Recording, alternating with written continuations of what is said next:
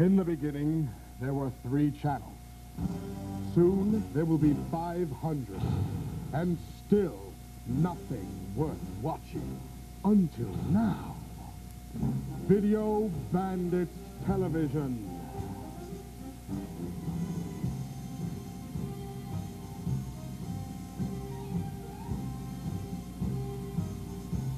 And who are these renegades, these video bandits?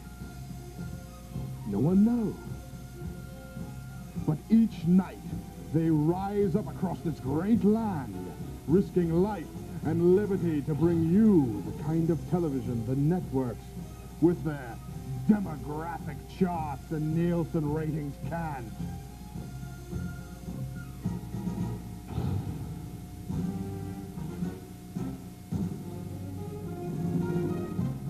Laughing in the face of the Federal Communications Commission, they bring you television by the people, for the people.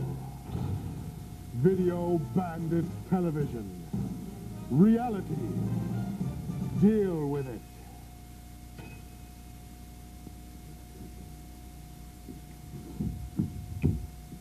What's up, guys? We got the signal for about 30 minutes or so. That is unless the FCC pulls the plug first. Yeah, well, we're real worried about that. Oh, absolutely. I mean, we should probably preface our first show by saying that we have the utmost reverence for all of the broadcasting regulations, and we would never do anything that might break any FCC rules. Yeah, we care a lot. Yeah, sure. Anyway, we're in control. We got the signal. You guys just sit back, relax, and enjoy the kind of television you've been, well, we've all been waiting to see. Ready? Let's go. Hit it, guys. Me Russian, strong like bull, former KGB. I come to America, live in West Village with hairdresser. You're not circumcised. Some days we drink much vodka, then dress up like Julie Andrews and go to gay bar. See how other half live. Then we come home and bake spice cake. Your car says a lot about you. And Mercedes says, I got lots of money and a desperate need to impress total strangers. And Volvo says, I'm terrified and I'm probably going to cause an accident. And a Jaguar says, I got more money than brains and a small penis. But if these cars don't make the statement that you want, that I am who I am, so screw you, then you want a fine used car from White Trash Motors. Oh, sure, it once said I long for adventure, but just like you, those days are gone. So if you want a different life, but you're stuck with the one you got, then you want White Trash Motors. We don't do easy credit, and we don't cut special deals. White Trash Motor. Reality. Deal with it. Hello, my name is Yvonne. Welcome to my show. No last names, please. Tonight our topic is kissing cousins. Should you or shouldn't you? Welcome our guest. How you doing? They call me the Knife. This is my woman, Beverly. Pleased to meet you, I'm sure. So why don't you tell us a little bit about yourself? Bev and I are first cousins, but not to worry. I've been sterilized. Isn't that convenient, girl?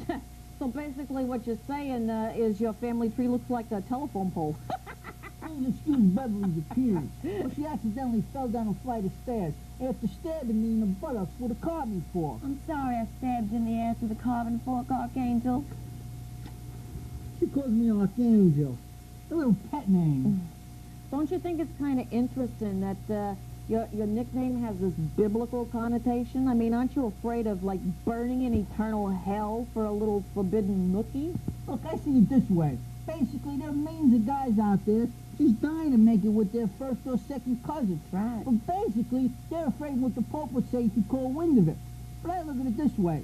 The Pope hasn't got a clue. Because I've been with Beverly since about the 3rd grade, and I ain't heard not so much as a peep from the Vatican. Really, girls, if you got like a really cute first or second cousin you're just dying to get intimate with, don't put it off any longer. Just make sure he ain't impotent. Was that necessary?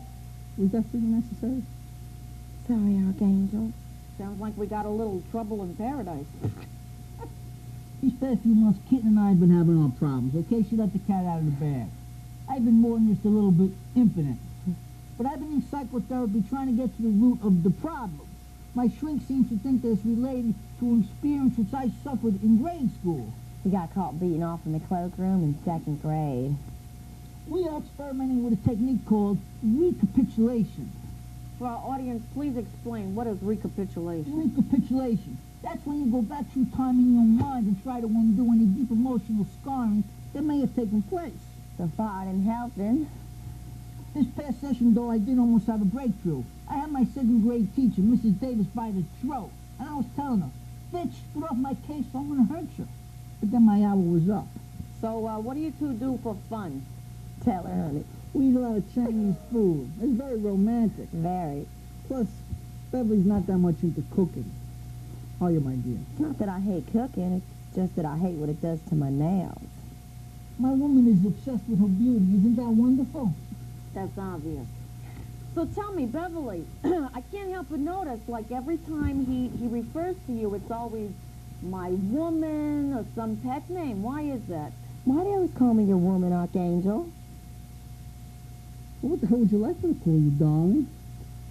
Call me Puddin'. All right, Angel.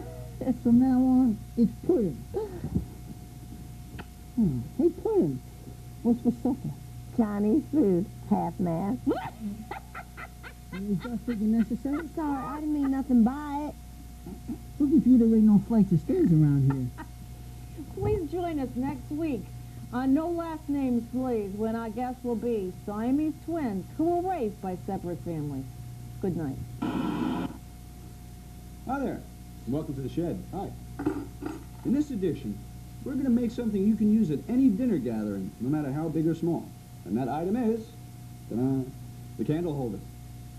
Now, the first phase is the planning phase. And in that phase, the most important part is the selection of your wood. Ain't that right, Al? That's right, Tim. Good wood is the start of every successful project. Mm-hmm. So why don't we take a look at the wood we're going to use for today's purpose? Okay. Yeah. This is a nice solid piece with not many chips or plugs in it. Also, a nice thick grain will make sanding that much easier down the road. Tim? Yeah. I think that they might think we're gay. Well, you guys must know that Al and I, we're all men. But when two guys enter the shed, in the spirit of creating, we see nothing wrong with showing a little affection for one another. For example, when we enter the shellacking stage, there's nothing wrong with giving a hug to your partner. Tim, I really love what you did with that all last week. The all, yes. Well, thank you. That was real sweet of you, Al. Now, after proper and precise cutting, sanding, and finishing, your product should look like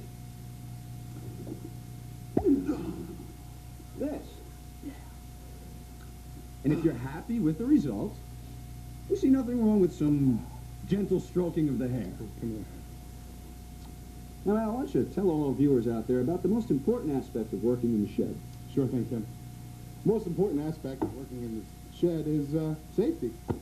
And for storage of your wood products, we recommend a really tight, warm area. And now, also remember this. Splinters, they can be a real inconvenience, so we also recommend using a lubricant, like this one. Sure. Hey, that's all for this week.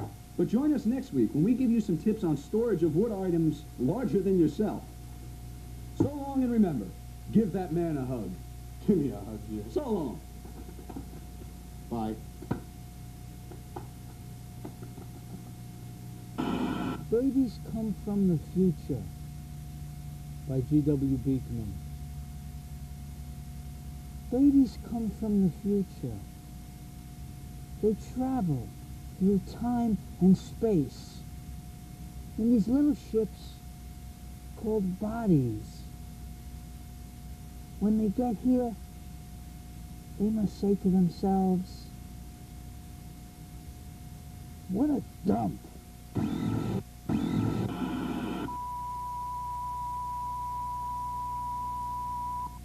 What?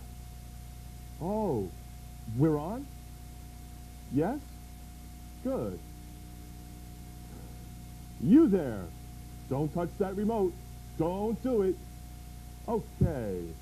My name is Special Agent Woodhead And my name of the is... Federal Communications Commission. And you, that's right, you, Mr. Citizen, are watching an illegal broadcast by a renegade group called the Video Bandits. And what you're doing is bad. Bad! Nick, I'll handle this. And is gonna land you in big trouble. Oh, man, they're onto us already. But, oh, somebody fix the damn TV. They're making good time these days. Just excuse us a second, will you? You boy, you guys on this? Yeah, I got it. Don't worry, I got it. So, by helping us to find this band of renegades, this group of sick degenerates, stop it, Nick, who believe that they can put anything on the air that they want. Words? What words? Where? That's not true. No, I didn't do that. I was very young. I didn't know any better. What did you expect from somebody growing up in the country? Stop it. Now. You can't? Well, then turn off the camera.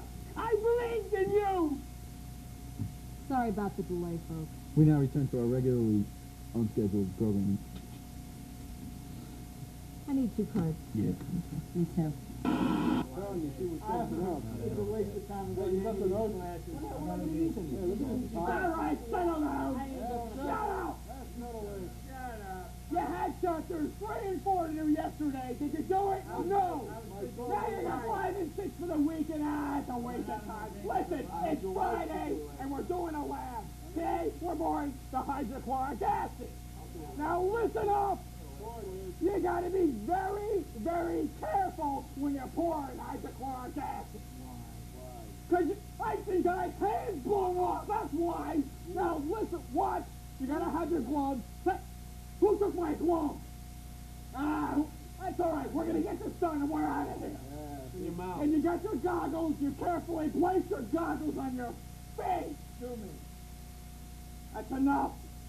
Now, the very, very, very most dangerous part of the experiment. You got the hydrochloric acid. Listen up. You carefully take it. Oh, I can take it.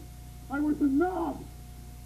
I can take PS-54's nothing to compare to what I saw in the bush. Whatever. The wife's book.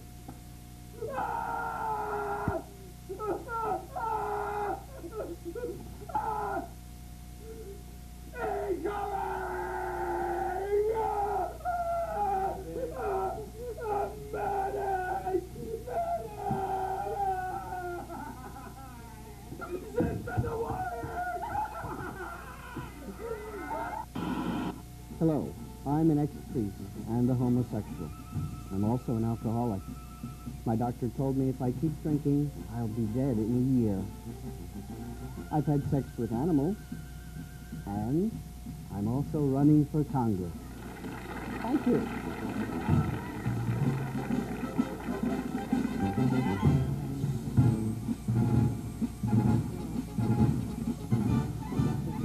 Thank you. You'll be doing a good job. Vinny, I had enough of this tortellini manicotti crap. Today we're gonna make enchiladas. No friggin' way, wetback. I sat up all night rolling them damn tortellini. You bet your Goya farting ass. We're cooking them today for today's special. That's it. But Vinny, I'm sick of that. Why can't we make enchiladas like we did in our homeland like Mama taught us? No. That is your homeland. My homeland is where Papa used to roll the tortellini. Italy, not Mexico. Oh, no más, Vinny, no más. I can't take it anymore. The linguine, the tortellini, the Frank Sinatras, the Ira car. I can handle it. The girl's named Gabriella. I cannot see the Godfather ever again, Vinny. Stop that. Frig you. You dress like the ghost of Tito Puente Pass, for God's sakes. We're cooking tortellini. What's so good about Mexico, anyway? Every time we're down there to visit Ma, I'm on the can for 5 days because of the friggin' water down there. Why do you think we came out looking like a freak? The water down in Mexico messed up Mom's system worse than a blind gynecologist with a hook for a hand. No, you cannot talk about Mama, Vinny. I'm gonna kill us both. No. Relax. You don't understand. You love Mama. No, you don't understand. It's a language barrier. Listen. Papa not that good. He cheat on Mama. Listen. We're brothers. You know what I'm saying? No. And I love you. I know. My little dark-skinned friend. I know. You know? We're a unique team. Think about it. Where else can you find a chef to make a pizza burrito? Right. Or a guy to knock up his 15-year-old cousin and smack her around after the wedding night? I did it. We both did it. We were both there. We're a good team. I know. So look at it that way. Let's compromise. Okay. Tonight, we make the enchilada tortellini. Okay, Vinny. Okay? But no more jokes about Mama. All right, no come on, more shake jokes on Mama. it. Shake on it. Oh, 2 watches. That's a good move. You could check yours and I check mine. You like Mama, Vinny? I love Mama. Coming to the Playground by G.W. Beekman. Coming to the playground. There are no sharp stones. There is no broken glass. Just sand and grass and monkey brains. Monkey ball. And tire swings. And chainsaws. Seesaws. Coming to the playground.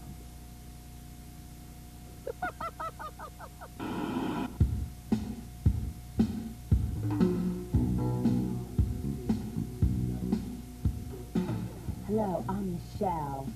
And I'm Marie, and welcome to Talking in my Townhouse. You know, before we get started today, I gotta ask you, Shell, what is with the wig? Well, I want to show everyone in the business. The business? What business? Show business. Oh, excuse me. Show business. That I can portray any and all different looks. Like Uma Thurman, Pulp Fiction. Oh, excuse me. Like your Uma Thurman is going to be more exciting than the scoop I have on Carol Altman in number 19? Fine. Forget it. I thought you were my best friend. All right, go ahead. Please, make a fool of yourself on public access. Oh, like I can do it now? Well, okay. That's it? You gotta be joking. Oh, please, Shell, sit down while you still have some self-respect. Excuse me, hello? Earth to Shelley. Hello? Just do your gossip. Okay, all right. Carol Altman, in number 19. Yeah? Our very own plastic surgery poster girl has just had a facelift, so she will look more like her new boyfriend's mother instead of his grandmother. Wait a minute. She's not boinking Lawn Boy. That's right, Mr. Sweet Cheeks himself. Lucky bitch. Does her husband Jim know about this? He will in about 30 seconds. Excuse me. While they're gone, I'd like to do another scene from Pulp Fiction. I'm a bin, man. I'm a dead. What the hell are you doing? Shelley? Pulp Fiction. Uma Thurman, right? Yeah! Cool. Nice wings. Still single and horny or what? Do you know that your tramp of a wife is boinking Lawn Boy? The kid that cuts the lawn with his shirt off all the time. That's right. Boing, boing, boing. Yeah. So? So, aren't you mad? Have you seen my rhododendrons lately? Oh, beautiful. You're disgusting. And we are out of time. So join us next week on Talking from My Townhouse. Bye. The length of or the width of a rhododendron is important. I don't know. I think they're both very important. I agree. That's right. It depends on the size of the garden. Well, another successful pirate airing of Video Bandits. Yep. Chalk up another one for us. You know, Deb, I was thinking, do you think someday maybe we'll get a television contract offered to us by some executives so we don't have to resort to a life of crime to give the common man something interesting to watch? Who cares? I mean, I don't know about you, but I sort of like being the Robin Hood of the television world. You know, drawing our crossbow and shooting arrows at the Larry Kings and Andy Rooneys of the world. Yeah, well, the difference between us and Robin Hood is he had a budget for what he was shooting. Yeah, well, listen, I'm just glad Andy Rooney isn't running around tight. Yeah, you and me both. Listen, if you liked what you saw, we'd like to hear from you. If you were offended by what you saw, we'd like to meet you and give you a back rub. So why don't you contact us via the information on your screen. Well, that's all for this installment, but we'll be popping up again soon, so keep on channel surfing. That's all for now. We out of here. Yeah, hey guys, you want to pull the plug? You two bozos better find those video bandits, or your next job is going to be passing out government cheese. Am I clear? Yes, ma'am. Yes. Don't you worry. We will find them. It's gonna be okay. It's gonna be okay. I'm gonna get those guys if it's the last thing I do.